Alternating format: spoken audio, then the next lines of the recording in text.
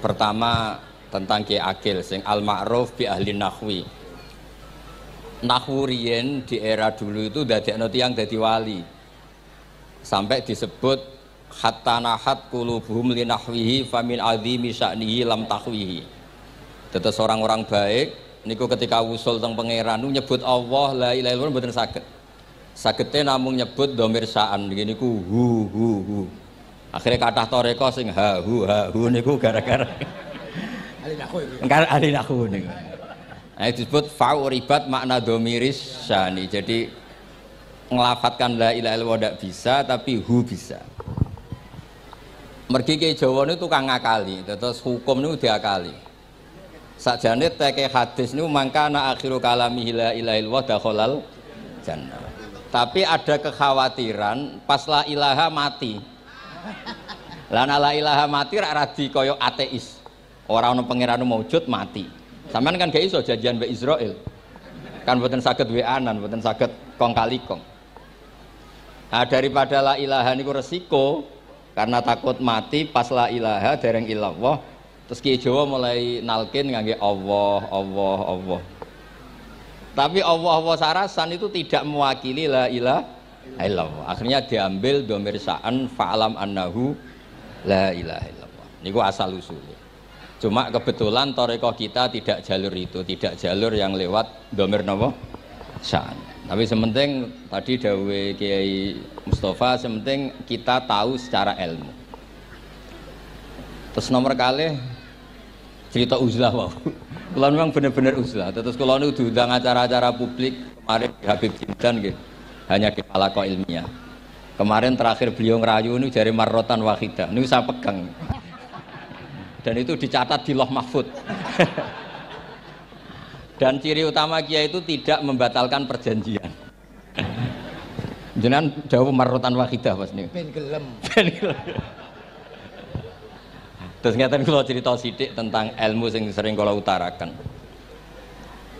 Di antara kitab yang dipakai guru-guru kita sing dilanggengi Mbah Mun Maus niku kitab Ihya.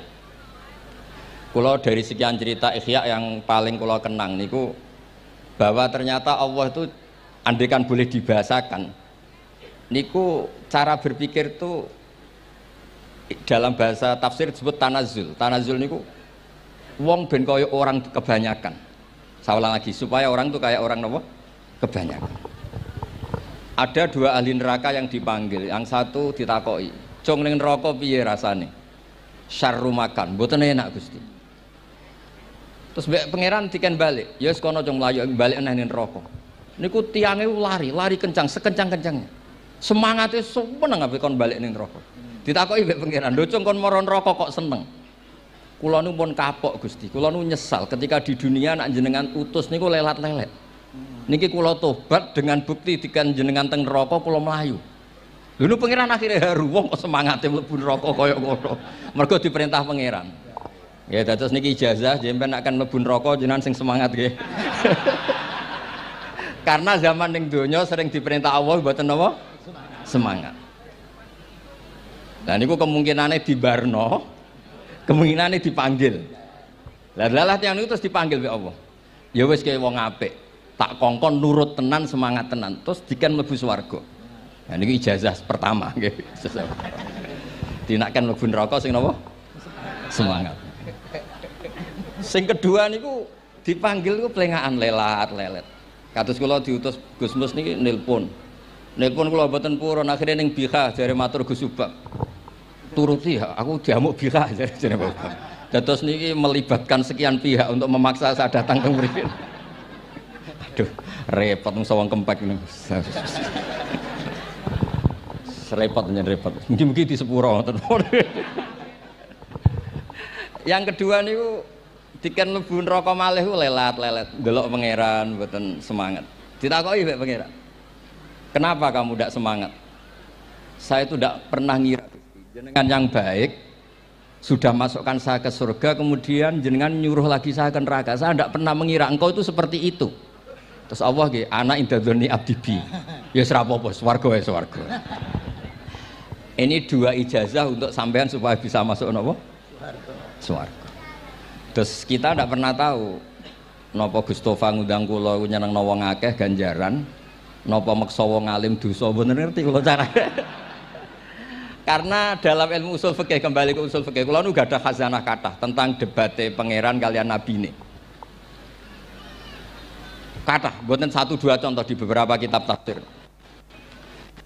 Suatu saat kula sering cerita niki, suatu saat Khalilur Rahman Ibrahim itu kedatangan Israel.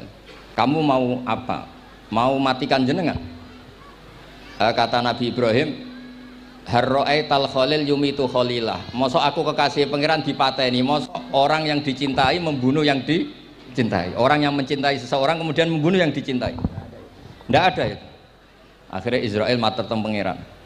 Cara politiknya ngeten, wau sing cara lagi seneng ngendikan politik. Wani kiai lengser dari beliau. Ono.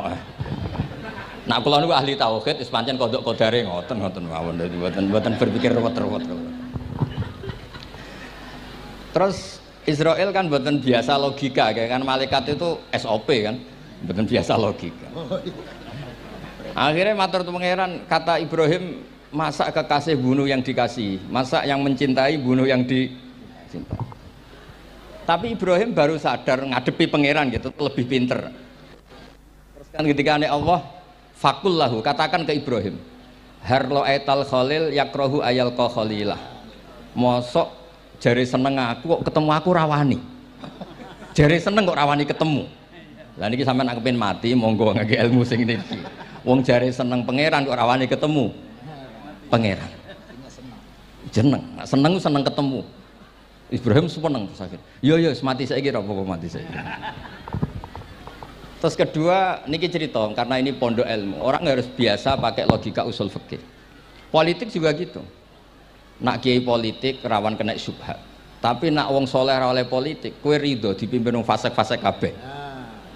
Ya, mboten ngerti, mbok sing bener dis pokoke ngoten. Yes, itu memang logika usul napa? Fikih. Logika usul napa? Fikih.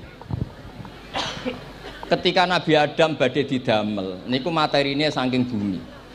Pertama sing diutus Jibril. Jibril ambekan qabdotan minal ardi, segenggam bumi. Saya mau bikin Adam, materinya dari bumi. Setelah datang ke bumi mau ngambil ista'adzat billah. Maksudnya ista'adzat billah, a'udzu billahi minka, saya berlindung Allah dari kamu. Antasinani. Kalau ngarepe Gustofa dari ahli nahwu dados kula niki tak goleki tenan pancen syanahu mun mutaaddi bi nafsi. Mungkin nek dibuli ku antusinani kok panjang nanti cerita. Saya ndak ingin bagian dari saya diambil, kok aku bolong. Iku cara bumi itu sudah masalah. Terus akhirnya Jibril kembali, ya Allah, dia berlindung kepada engkau maka saya lindungi. Allah membenarkan Jibril, Mikail juga sama. Tapi ketika Israel, ini Israel itu masalah memang. Ketika disuruh ngambil bumi, buminya ista'adat billah, tetap diambil. A'udzu billahi minka antasinani. Saya berlindung Allah supaya kamu tidak melukai saya, menciderai saya dengan mengambil bagian dari saya. Kata Israel, wa a'udzu billah alla unaffidha amroh. Saya juga a'udzu billah diperintah Allah kok tidak kasil. Kudu kasil. Lah saya tidak tahu yang benar istilahnya Jibril apa istilahnya Israel. Terus memang sudut pandang. Makanya dulu ketika banyak pondok putri itu kiai-kiai kuno dulu itu menentang. Alasannya nggih, nak bojone jelas khawatir kiainya kecobaan itu jelas. Tapi banyak kiai itu nggih khawatir tenan. Kecoba fitnatin nisa. Tapi ketika logikanya dibalik, apa kamu ridho para perempuan-perempuan muslimat itu tidak dapat pendidikan apa? Agama, hanya karena orang soleh tidak punya nyali, tidak punya peduli mengajar. Tapi dia saged diwalik. Ustaz-ustaz sing imane pas-pasan niku kowe ridho nak kecoba. Sampeyan milih mana? Ridho kecoba apa ridho bodoh? Nah, logika-logika usul fikih ini yang kemudian dipakai Wali Songo.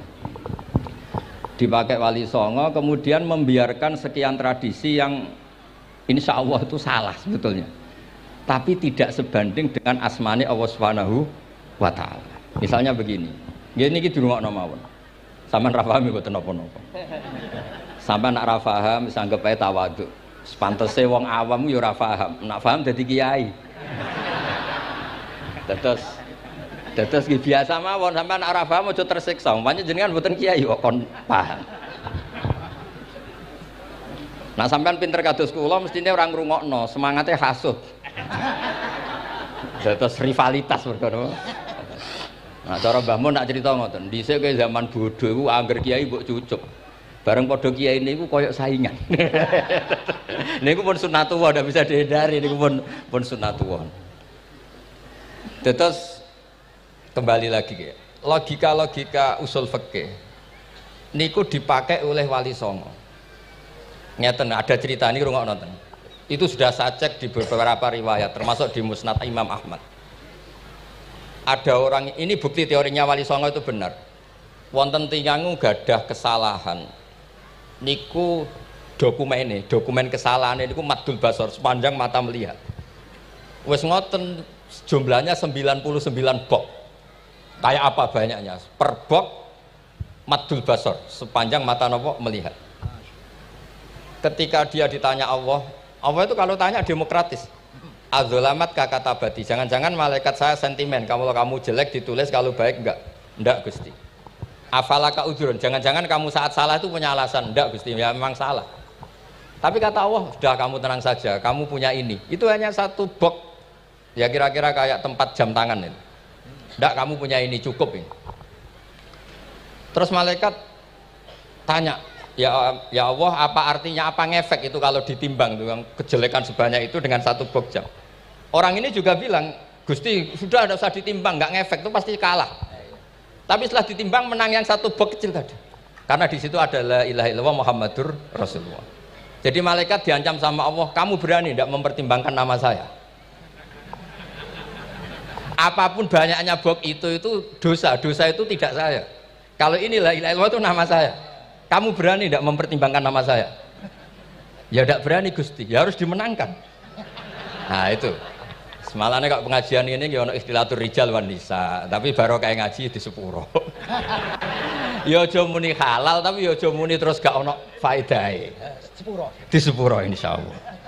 Karena kalau nuruti harus steril halal itu kayaknya tidak bisa.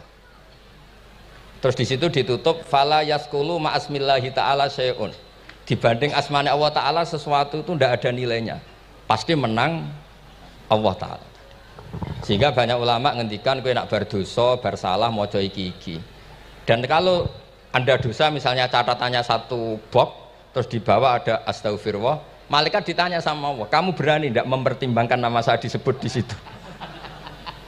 Enggak berani. Nah saya ini ribuan orang yang ngundang, saya berani mengabaikan. Bareng ana wong ngaku mbah ya mbah tenan wae. Ya terus ngoten, kowe wani gak mempertimbangkan Gustofa sing mantune Mbah Maimun. Ya. Semoga cara pandang malaikat nanti seperti itu. Tapi nanti kalau malaikat cara pandang, mbah kok tukang maksa putu. Itu mbah model opo. Nah saya ini sudah ngalah satu kali. Berikutnya logika kedua yang insya Allah terbangun di kalangan malaikat, yaitu mbah ora oleh maksa napa putu. Ning dinggon mbah yang baik putune dolanan di barno. Ini ora. Putu lagi asik-asik dolan. Rene. Kon nyapu. Nah, itu udah jenis mbah yang baik. Lantas kula suwun lah ngaji usul fikih yang serius karena itu menjadikan kita bermartabat. Kulo niku sering lepas jenazah tangga-tangga kula nggih penggene ndelok TV, nak bengi nggih ngelamun, ngayal sugih, kadang yo ngapalo tikus sing liwat dhuwure saking ora ana penggawean. Tapi kula nang lepas jenazah ini orang baik. Sampai bojone protes, "HP opo lho Gus angger bengi iku mau ngelamun ngitung tikus liwat, ngitung apa itu." Terus kula matur, ngitunge aja ngono, ngitunge tarokal ma'asiya. Wong ning omah itu artinya tidak dugem, tidak nglakoni maksiat. Itulah yang menjadikan usul fikih itu ilmu yang sangat terhormat. Coba kalau Anda jadi pakar usul fikih kayak saya, mengkaji betul usul fikih. Orang tidur semalaman jangan bahasakan tarokat tahajud, wa tarokal witro, wa taroka qiyamal lail. Tapi bahasakan taroka zina, wa tarokal ghibah, wa taroka kada wa kada minal ma'asi. Keren buatan? Keren.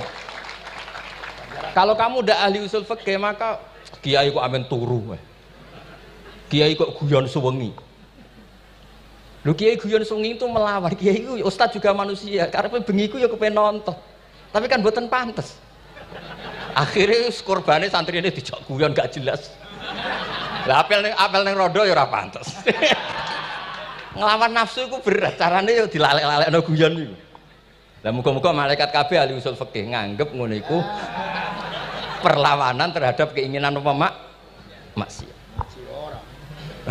Malaikat ngaji ora. Makanya itu disebut di kitab usul fikih tentang usul itu izma min mubahin illa wa yatahaqqaqu bihi tarku haramim ma. Fa yalzamu minas sukun tarkul qatli wa minas sukut tarkul hibah. Tidak ada sesuatu yang mubah kecuali saat Anda lakukan, saat itu juga Anda meninggalkan keharaman. Maka sebetulnya mubah ini punya nilai yang luar biasa yaitu tarkul haram atau tarkul ma'asi.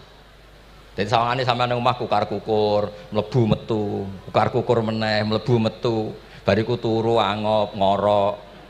Nah, semoga malaikat ini al-usuli sehingga ngitung itu hadza tarokal ma'asiya kullaha. Hebat. Ini orang yang tinggal napa? Maksiat. Kayak nak malaikat itu jenis rada ekstrim. Alumni kempek suwengi ra tahajud ora witir ku alumni opo? Mulane kalau niku ngaji usul fikih terus supaya diperdengarkan ke malaikat. Supaya teorinya pakai usul napa? Fikih. Jadi kalau melihat kita melakukan mubah niku dihitung tarkul napa? Ma'as. Nah, ini pentingnya ngaji. Kula nate ditanya sama seorang dosen. Gus, masa iya Quran yang katanya mutu semutu-mutunya kemudian ada ayat kulu washrobu, mosok urusan mangan nggak usah disuruh orang juga makan, terus kualitasnya kulu washrobu itu di mana? Terus kalau jawab terus sorokan yang penting wopo rapat utawa seminar. Ndak ada rapat, ndak ada seminar itu kamu ndak mati, tapi kalau nggak makan itu mati. Penting mana? Ya penting makan. Lah iya, jadi orang itu lupa kalau sesuatu yang seserius itu karena menjaga nyawa, yaitu makan. Terus karena makan tuh hal yang murah dianggap biasa, itu bahaya. Sehingga sebetulnya yang kita bisa jadi wali lewat hal-hal keseharian, tidak bisa jadi wali karena tadi. Saya punya hadis, ini mudah sekali untuk Anda jadi wali. Bahkan di atas wali lah. Inna woha ta'ala layar do anil abdi. Pakai inna masih pakai lam taukid. Inna woha layar do anil abdi ayyakulal aklata fayahmadahu alaiha aw yasroba syarba fayahmadahu alaiha. Allah itu sangat ridho ada orang makan satu asupan kemudian dia muji Allah. Loh, orang tidak punya alpat itu tidak mati, tidak punya tanah ribuan hektar itu tidak mati, tapi kalau nggak makan sesuap nasi mati. Penting mana? Penting makan. Tapi gara-gara kamu tamak untuk syukur nunggu punya alpat, untuk syukur nunggu punya tanah banyak, Anda ini bodoh. Mau syukur saja syaratnya kok banyak. Jadi sebetulnya kalau kita mau jadi wali itu cukup setiap makan itu kamu syukur. Fayahmadahu alaiha. Au yasroba syarba fayahmadahu alaiha. Makanya wali-wali dulu kalau didik raja yang sedang berkuasa itu ditanya, kamu raja besar, punya pengaruh besar. Andaikan kamu di padang pasir dan kemudian Anda tidak mendapatkan air sama sekali, apakah kamu menggantikan kerajaan kamu demi beli satu seteguk air? Iya, akan saya beli karena saya kalau tidak minum mati. La tafroh bimulkin la yusawi jar'atamain. Kamu jangan bangga dengan sistem kekuasaan yang tidak senilai dengan seteguk air. Orang nggak jadi raja itu nggak mati, tapi kalau nggak minum mati. Terus akhirnya dosen itu tahu, wah berarti kulu wasrobu itu luar biasa Gus, ya, sangat luar biasa. Makan dan minum itu luar biasa. Makanya terus adat kiai mertamu mangan. Kalau tadi baru datang kon mangan, di sini ya ada mangan. Ya saya anggap aja itu proses jadi wali ngoten mawon. Jadi segampang itu jadi wali. Nah, kemudian gara-gara torekoh terus jadi wali ku repot kon maca 10.000 wiridan kon opo. Kesuwen nih cara-cara kesuwen. Karena ini partai gak torekoh tadi. Dulu abahnya Mbah Maimun Mbah Zubair itu kalau disuruh wiridan lama-lama itu nggak mau. Sementing diridani pangeran, moco kok akeh-akeh. Nah, itu partainya partai ahlul ilmi. Ya partainya partai ahlul apa? Ilmi. Nah kemudian karena saya ini nekuni tafsir ya, itu saya kepengen ya, menggerakkan supaya ilmu Quran itu menarik. Caranya apa? Cari sisi ekstrimnya. Kalau bolak-balik, kenapa sih orang nggak janggal? Nggak janggal itu udah iskal.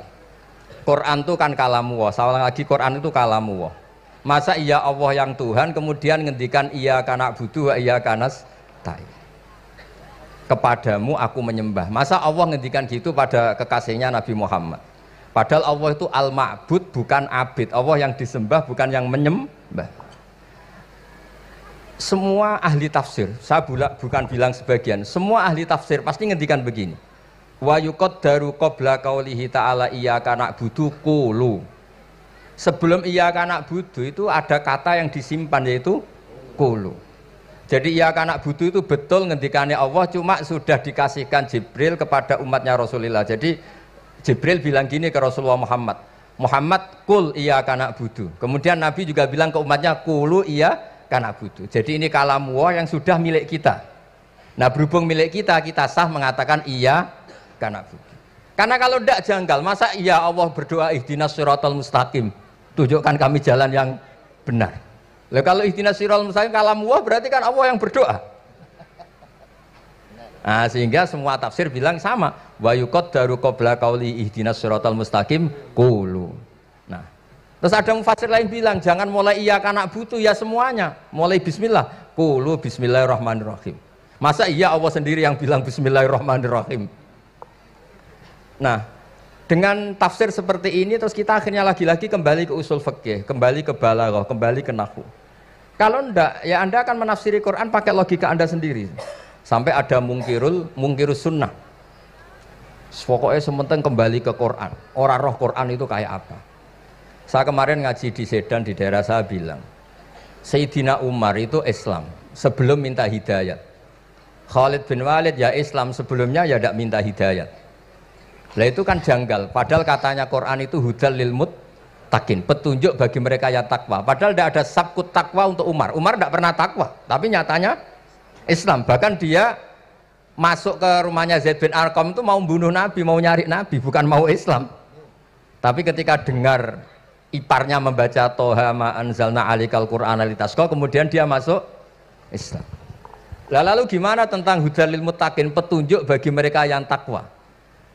Banyak ulama yang mengatakan lil muttaqin itu balaghahnya lil iktifa, lil muttaqina wa ghairihim. Jadi Quran itu petunjuk bagi yang takwa dan yang tidak takwa. Dan itu di bahasa Arab sah. Di bahasa Arab sah. Misalnya gini ya, kalau sampean punya ponakan dolan, cong-cong nang mangan. Ya maksudnya ya mangan mbek ngombe, mangan tok seretan mati kan. Itu kan satu paket. Sarobila taqikumul harra wal barda. Pakaian yang melindungi dari panas, di situ nggak disebut wal barda, tapi artinya juga wal barda. Karena kalau tidak diartikan lil iktifa, nanti Quran itu memberi petunjuk bagi yang sudah muttaqin, corong doang nguyai segoro, wis takwa kok. Nah ini kita butuh ahli tafsir yang al-usuli. Karena itu yang menjadikan Quran punya kualitas lagi. Seolah lagi punya kualitas lagi. Kalau ndak, Quran tuh kayak biasa-biasa saja, kayak tadi kulu wasrobu kayak dan seterusnya dan seterusnya. Jadi kalau suwun barokahnya hormat sama orang alim kados Ki Akil, Ki Siras dan tenaga keluarga mriki. Orang menghidupkan logika ilmu lagi. Jadi kalau seneng lah nak dalam Gusmus ahli ilmu mboten krana niat fakir mboten. Biar sampean ngerti lah kalau ngadepi ahlul ilmi itu pun mboten level. Ahlul ilmi itu kalau punya logika itu tidak bisa dibantah. Saya beri contoh sekian contoh yang nyata yang diajarkan Rasulullah SAW. Nabi itu pernah mau dipermalukan orang karena Nabi ngendikan la adwa wala tiarata, tidak ada penyakit menular. Terus ada orang iseng kok onta yang kena kudisen itu dijejerkan yang waras ikut kena kudisen. Terus orang ini tanya, ya Rasulullah ini tadi sehat, tapi kena onta yang kudisen ikut kudisen. Nabi tanya lagi, faman a'dal awal, yang kudisen pertama ketularan siapa? Wah itu dari Allah ya, maksud saya seperti itu. Jadi ada terus orang-orang kafir itu cara berpikir aja alal alihata ilaha wahida inna hadalah syai'un ujab. Muhammad ya tentu mereka masih jangkar. Muhammad problem kita ini banyak. Kalau Tuhannya satu tidak cukup. Ada problem kredit macet, ada problem macam-macam kan. utang piutang macam-macam. Kalau Tuhannya satu tidak cukup. Kita butuh Tuhan banyak karena problem kita banyak. Lalu Nabi mengajarkan mereka apa? Logika yang dibangun. Kalau kamu jadi buruh, kemudian majikan kamu banyak, semuanya merintahkan kamu bingung enggak? Ya bingung. Tuhan kamu itu majikan kamu, kalau banyak-banyak perintah semua kamu yang bingung. Ya sudah mat, Tuhannya satu saja. Itu disebut Dorobawa masalah rojulan fihi syuraka umutasakisuna warojulan salamal lirrojul. Nah, sekarang itu kita ini mulai kehilangan fatonahnya Rasulullah SAW. Nabi dulu itu kalau nerangkan ilmu, itu logikanya gampang sekali. Logika yang dibangun tuh gampang sekali. Ada orang cerita, ya Rasulullah saya ini ada sekian anak saya, yang paling saya cintai satu. Apa saya boleh melebihkan yang paling saya sayangi dalam pemberian? Nabi jawabannya itu tidak langsung jangan enggak. Apakah kamu berharap bahwa mereka semuanya baik ke kamu? Iya, semuanya saya ingin baik ke saya. Ya kalau gitu jangan. Kan tidak fair kita mengunggulkan yang satu, melebihkan yang satu, sementara kita berharap semuanya baik. Itu tidak fair kata Nabi. Jadi dulu Nabi itu, terus ini yang cerita fikih. Dulu Ahlul Madinah itu mangga itu masih pentil sudah dijual. Pentil dijual harganya 2 juta. Masa iya pentil harganya 2 juta? Karena dengan asumsi sudah jadi mangga. Tapi ketika Nabi datang di Madinah dan penduduk Madinah itu abkhosna sikailan, orang paling buruk dalam pertimbangan dalam jual beli. Nabi cara ngendikan itu unik.